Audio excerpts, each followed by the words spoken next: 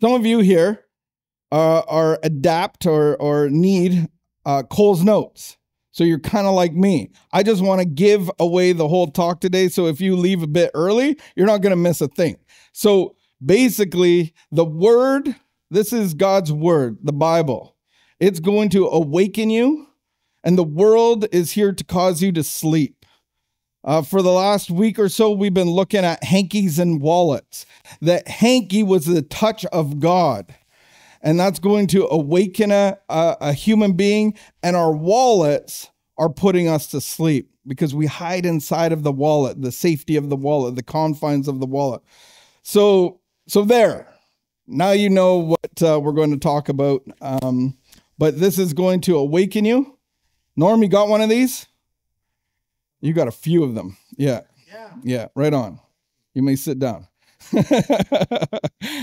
If anybody needs one, they are on the back. We are in the book of Acts this week. And we looked at last week, where have you lost your first love?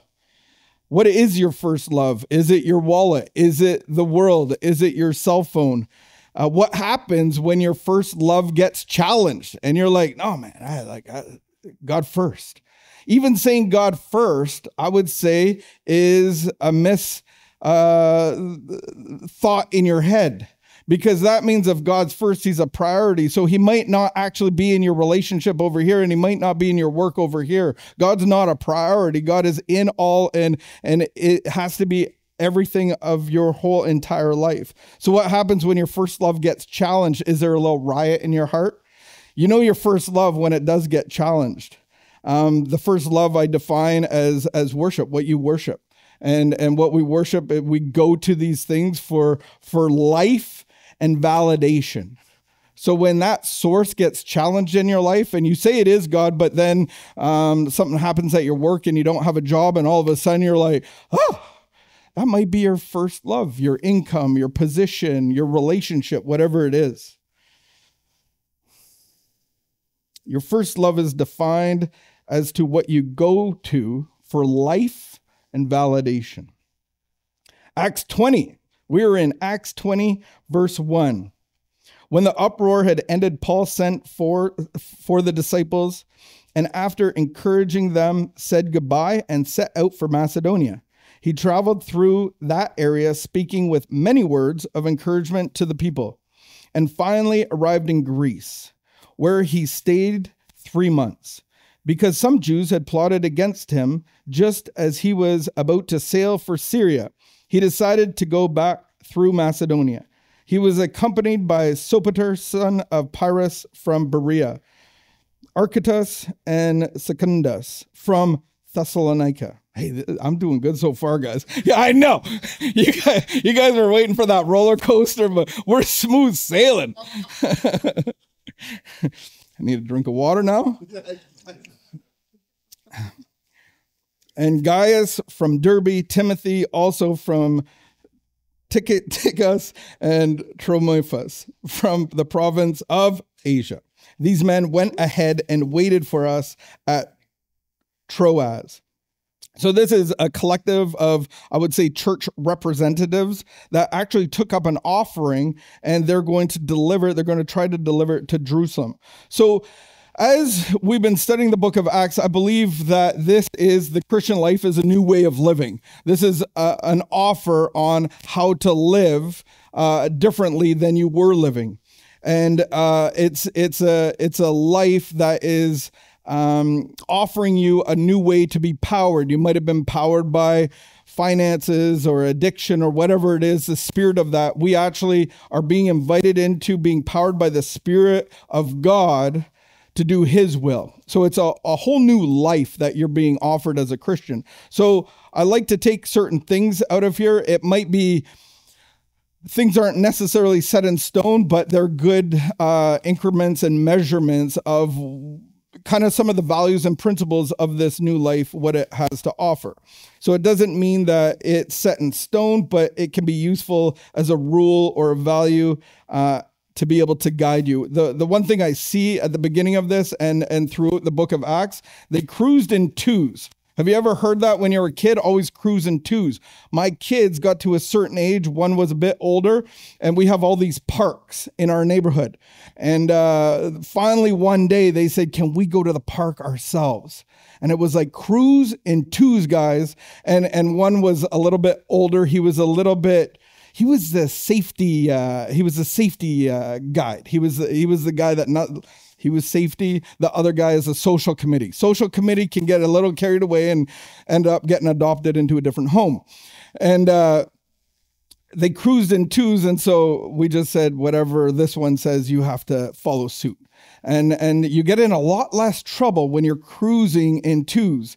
You get in a lot less trouble when you're cruising in twos with your thinking. I think it is important to meet with fellows and brothers and sisters to talk about what you're thinking. What are what direction are you going to? Because the mind is a powerful thing to enslave us and entrap us. And I think we need each other to be able to, trusted people that can help guide you. You think of the first conversation about God without God in the Garden of Eden. They had a conversation that got them out of a relationship in the garden. And that's what we are born into. I started using this terminology. Once I feel like there's a problem or a narrative, I just say, this is a story that I'm telling myself. And I would like to bring that up with you, honey. I'm not calling anybody honey. She's not here right now. But we write these stories in our minds. And I believe if you stay in your mind, you can be trapped in there. So I think it's great value to cruise in twos, even in the neighborhood of your mind. And some of your minds are the most dangerous place. Forget Vanier, forget Lowertown. Codwell doesn't got nothing on your mind. Some of you, I'm not pointing fingers.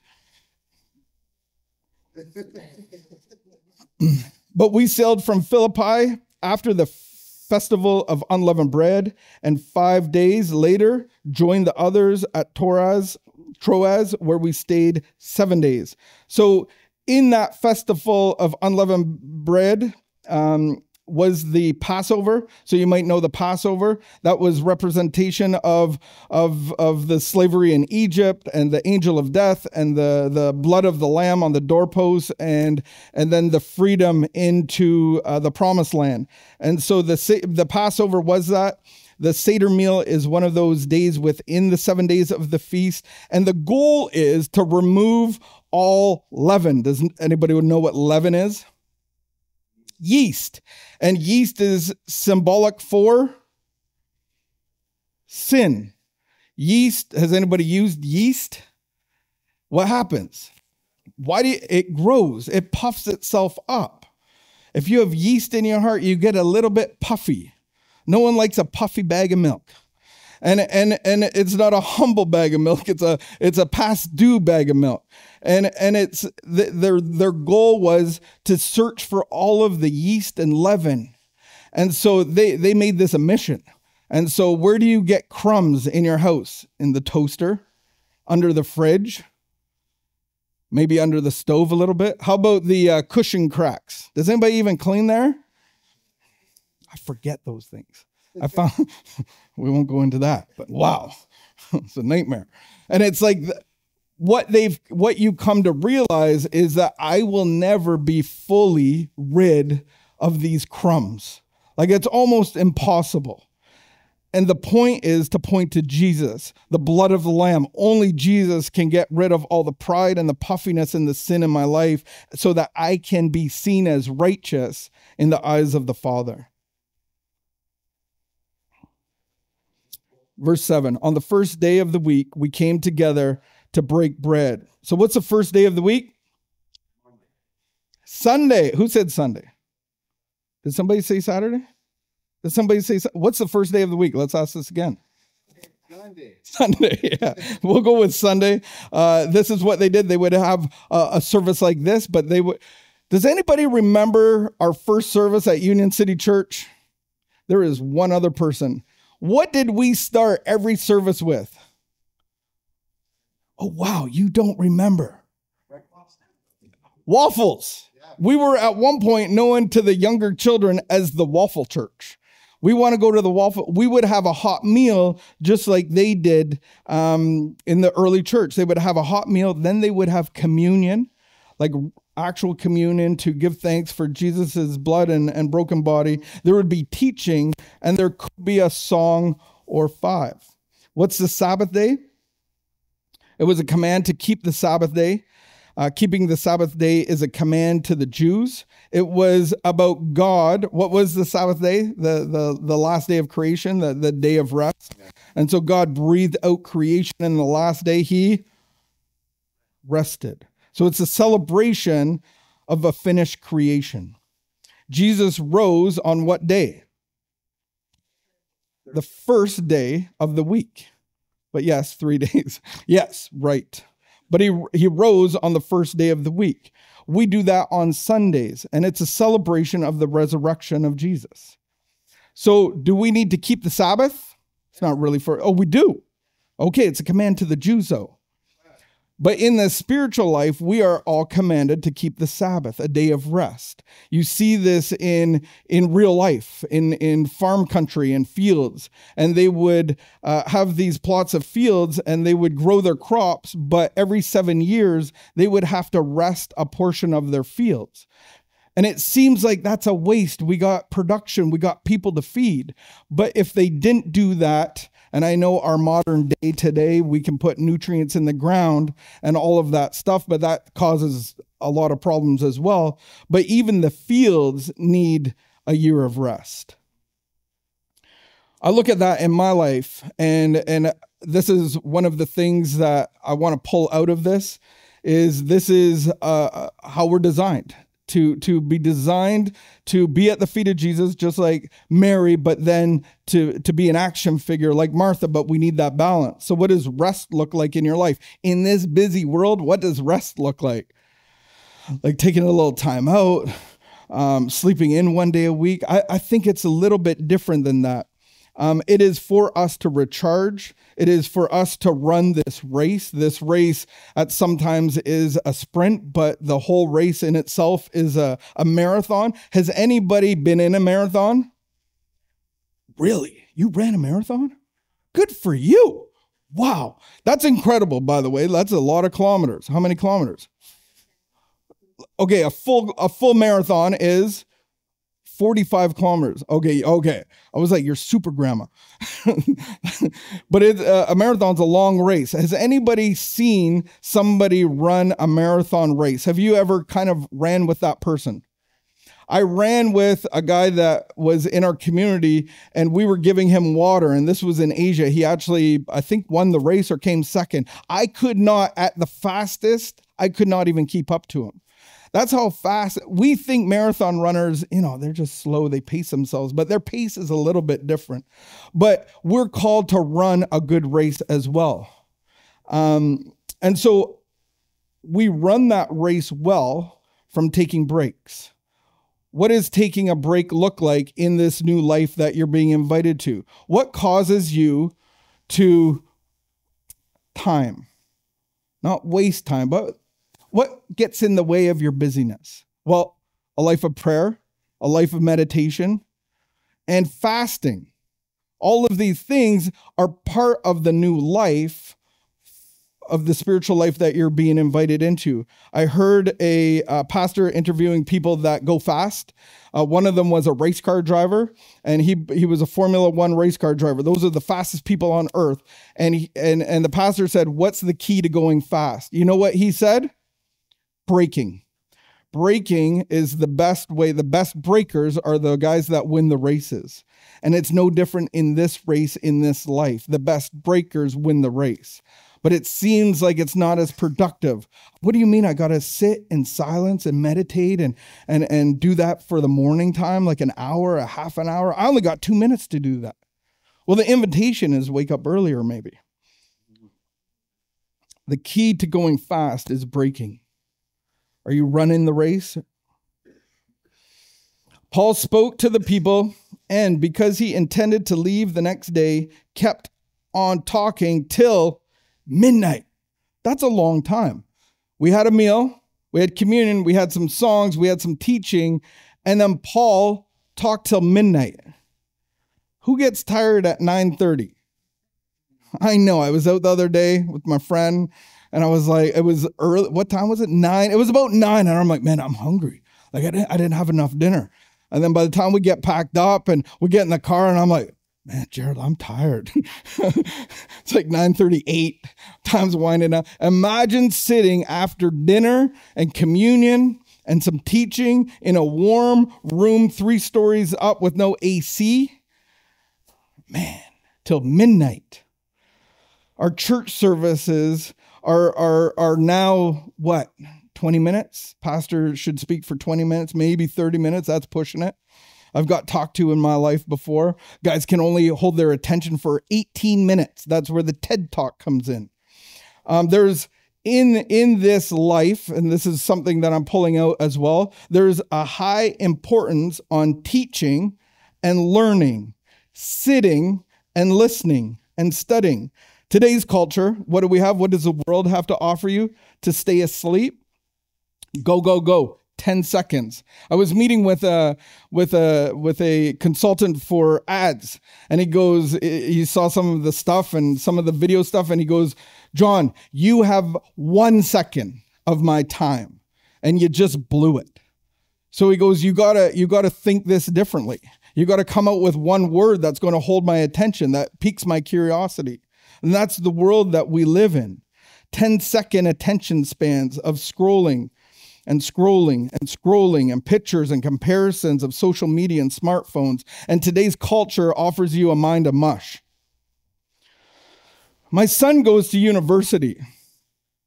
And I would think that in this culture that university would be very short classes, 15, 18-minute TED Talks classes to inspire and educate our younger people. There wouldn't be a lot of homework. There might be some essays and assignments and labs and that kind of stuff.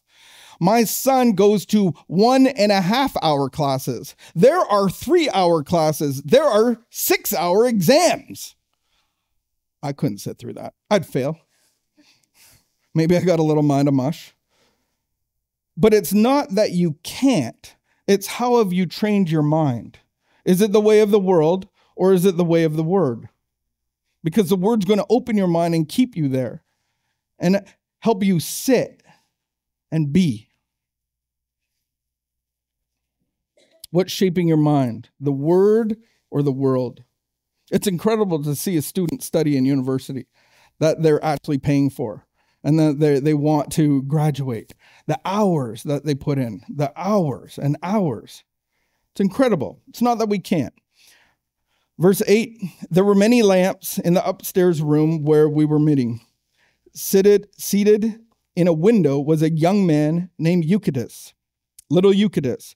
When the word young man would probably be defined as about 10 to 14-year-old young person, who is sinking into a deep sleep. It is midnight after all. It is warm. He just had a meal, but he's there, engaged, but he's starting to fall asleep. He fell to the ground from the 3rd story and was picked up dead. I would question the sermon. If somebody, that's why we're on the ground floor, guys. Paul went down, threw himself on the young man and put his arms around him. Don't be alarmed. He's alive. I thought of the story and it recalled a couple situations, but one in particular was in 1 Kings, and it was the prophet Elijah, where there was a famine in the land, and he was kind of on the run and came to this widow with a child, and he said, like, I need help. I need some bread. And she goes, I got one little bit of flour and a little bit of oil, and I will make you my last loaf of bread. And she did, and he stayed with her for the entire famine, and that flour and the oil never ran out, and we're talking a pretty hefty timeline. She had a son, a young son, and he grew sick, and then he died. And she thought, like, I have sinned, you're a prophet of God, and you just killed my son because I'm bad. And he cried out to God. He laid over the son, picked him up, put him in an upstairs room and laid on him 3 times and prayed for God for him to come alive, and he did. And I think that Paul is recounting this like concept of this old prophet pleading for the love of God to raise this child that didn't deserve to die, that was engaged, that was part of a process. I think it's really cool that the flour and the oil never ran out. And there was life and death at the same time, but God raised him back to dead. Back to life. Not back to dead. Sorry. And Jesus is the bread of life. The Holy Spirit is the oil in our lives. And we're to be filled with that. I wonder what time it is now. Like 12:30 a.m.? A kid just died. A kid just got raised back to life. What would we be doing after that? Should we sing a song? Is that time to go home? Like that should be a cue. All right, Paul, like we got people falling out of windows and falling asleep. Like maybe let's shut it down. No. Then he went upstairs again, broke bread and ate. They did communion again and talked until daylight. What time does daylight come? 6 a.m., 5 a.m. probably there. That's a lot of talking, a lot of preaching, a lot of teaching, a lot of instructing. The people took the young man home alive and were greatly comforted. I find this fascinating because the boy was fascinated. How many young people sit in a sermon or a preaching or a teaching or instructing for that long? Most of us wouldn't even count that kid there. We'd be like, oh, you're young. Just go play with, it's bedtime. But he was engaged and he was fascinated to be there. He was learning, but he grew asleep. And I thought of a sleeping body. There's lots of reasons for a sleeping body. Ever had sleep apnea? I have. I've been cured from it, from a little surgery, but I don't have it anymore. I've been cleared. We fall asleep for many reasons. A little bit tired, insomnia, anxiety, that kind of thing. But a sleeping heart is a drifting heart. Your body can be asleep, and that's a struggle that we probably all have at some point, but our hearts can be asleep. So what causes our hearts to be asleep? The ways of the world, the wallet. King David fell asleep, the mightiest king that this world probably has ever seen, and his son, King Solomon. There was a war, and he didn't go out to war because he probably wanted to stay home and chill because he earned a break. He deserved it. And he was on his rooftop and he fell asleep and he saw a beautiful woman and ultimately killed her husband to take her. And how many of us fall asleep behind our laptops? He had his rooftop. We have our laptops. Where is your heart falling asleep? What areas of your heart is falling asleep? Ask yourself that right now. We went on ahead to the ship and sailed for Assos, where we were going to take Paul aboard. He's been preaching all night. Let's get on a boat. We got a trip to make. He made this arrangement. He had made this arrangement because he was going there on foot. When he met us at Assos, we took him aboard and went to Melina. That's incredible. This man preached all night. This is what a Jesus bender looks like, guys. We're allowed to go on Jesus benders. I think a Jesus bender is okay. But he went teaching and preaching and instructing and talking about principles and values, and it was causing everybody to be engaged and awakened. And there was a little boy that died, that got raised from the dead. The miraculous happened because they were all engaged.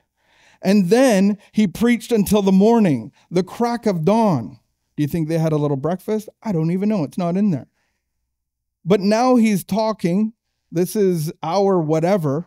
And then there's a boat ride, and he says, go take the boat. I'm with these people.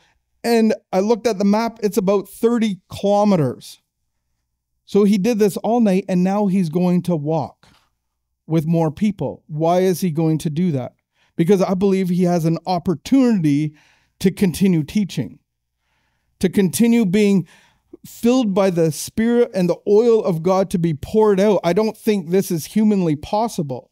I don't think any of us would ever do this unless we were powered by loud music and ecstasy and other drugs. Like, that's the only way that most of us have ever thought that we could do that. Some of you don't have that experience. Sorry. Not leaving you out. The word is going to keep you awake. That's what I got out of this. How many people read their Bibles today? Why would I? Oh, yeah. I didn't mean raise your hands. Like, man, you guys are great. No, raise your hands. Show off. Most of us probably said, I'm going to church today. Why would I read my Bible? Somebody's going to read it for me. It'll probably be up there. No, how many people brought a Bible? We got our devices. We don't take this very seriously sometimes. And that's why we're asleep. The word is going to keep you awake. Absorb it, ingest it. I get this sometimes that, it's the church. You're not doing enough. We don't have enough Bible studies. We don't have enough teaching. We don't have enough of this or that. And I say, you know why? Because you're not doing it. You're not participating. You're a teenager coming to the buffet, picking and choosing what you want to eat, or you're coming to the potluck and you're just bringing your appetite. What's there to eat? What can I get out of this? And you think church is a time and a place, and it's not. It's a people that are filled with the oil and the flour of Jesus to be able to eat and give back.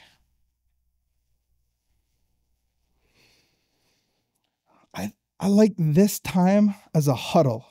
We get together, we high five a little bit, we have a coffee or 10. Gerald's got 14 cups there. No, sorry, 2, 4. And that's great. We come to share songs and pray for each other and hear. It's like a football huddle. There are very few teams that I've ever seen, and there's one. I'm thinking of it now, and I don't like them. I'm not even going to mention them. But the quarterback might have been named Tom. And they would do this no-huddle offense, and it was incredible. And they would dominate defenses. And it would usually be near the end of the second quarter. And they would just dominate.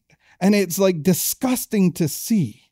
And it's like very few people could ever do that. And they'll just roll over a defense. And it's painful to watch, especially if your team's involved and getting rolled over, because it's so good. But this time, you can't live on a team. Even the best no-huddle offense is for a very limited amount of time. We can't survive without a huddle.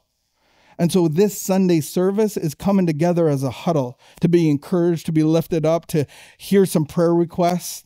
What do you need? I saw food getting exchanged in the parking lot. I saw Gerald loading up his pickup truck for street outreach. It's kind of like a planning time. Is anybody going out on Thursday? We have a Bible study on Wednesday morning at 10 a.m. Anybody coming to that? We got LifeLab Express coming like on Monday. What are we getting involved in? Whose lives are you involved in? How can I help? How can I help you help others? I think our culture has said that the church is a cruise line, a cruise ship. But the church is a people that are sent, that come together with all they have to serve the world. Not take a bit of Sunday church and add it to your life. The church is designed in the Acts that we're reading to be a battleship on the mission. Our goal here is to be fed by God, by the love of God, his bread and oil that never run out, so that you can help feed the world. Every day pleading with God, what do you want my hands and my mouth to do? What do you want my mind to do? I remember when I woke up to this, I went to a church that you had to have a physical Bible. My pastor chastised me for having a Bible on my media device. He's like, you need a Bible. You need to carry that Bible. You're like a hockey player without a hockey stick. You're like a chef without an apron. I could go on because he did. And I love to have a physical copy. And he could only teach me so much. I go to church on Sunday. I went to two of his Bible studies throughout the week. I was his little tag along. I had to come to the treatment center and teach. Well, I got a lot of Pastor Andy as much as I could, but that's only an hour here, an hour there, and an hour over here.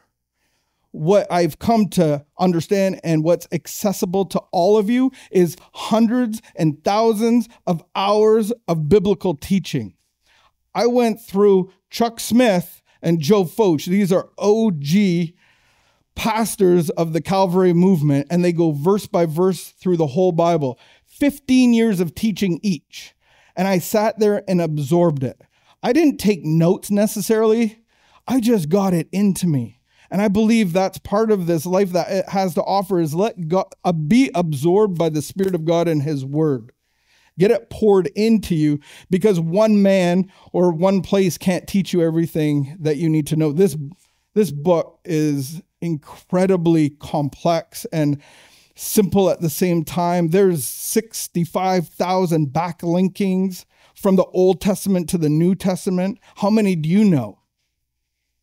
1, 3, 10. Jesus hung up on the cross, and while he was there, the scene of Psalm 22 was being played out. And he pointed everybody's memory to Psalm 22, that was actually written well before he gave up his life. And the exact same thing was happening right there. It's incredible. This is going to cause you to stay awake. Get this into you. Stop listening to the radio, the world, the social media, scrolling and scrolling. Like, how many hours are you getting this into you on a daily basis? Just get it into you. Study it. Like, whatever you have to do, absorb it like a sponge, because you'll become something else and you'll be able to be wrung out for the world around you. And that's our mission, to be filled by God, to be poured out to the rest of the world.